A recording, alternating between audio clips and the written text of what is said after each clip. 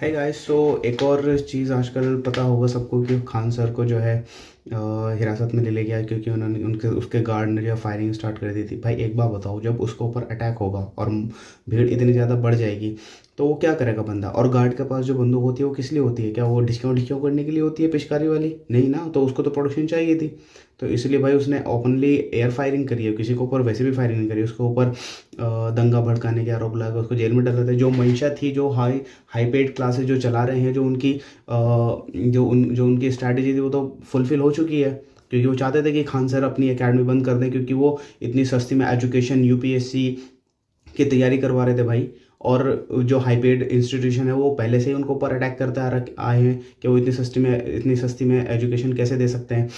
तो ये तो एक तरीके से गवर्नमेंट की ही साजिश है कि ये बंद कर दिया है। क्योंकि जब जब यूथ पढ़ता है ना, तो गवर्नमेंट को सबसे ज़्यादा दिक्कत होती है, क्योंकि उसको इशू रेस करने का पता लग जाता है। कि जैसे कि आजकल कॉकरोच जनता पार्टी जो है इस चीज़ में अपने इशू रेस कर रही है, तो उसमें सब जेंजीज प्रोटेस्ट वगैरह कर रहे हैं।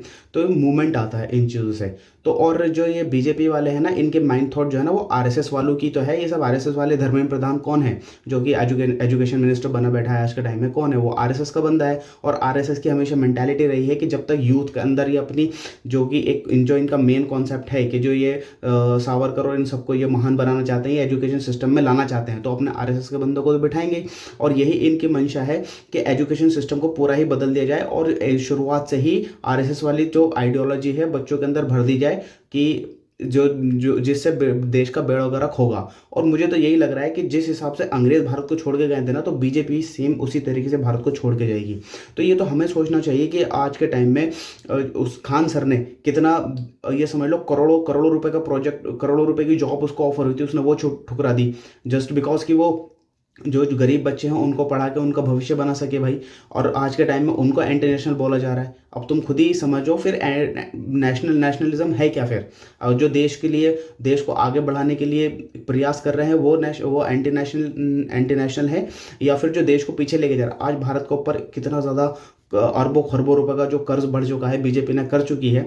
तो वो कौन चुकाएगा? वो आने वाली गवर्नमेंट कहाँ से चुकाएगी? अगर गवर्नमेंट दूसरी बन जाती है तो वो कहाँ से इस चीज़ का वो करेगी?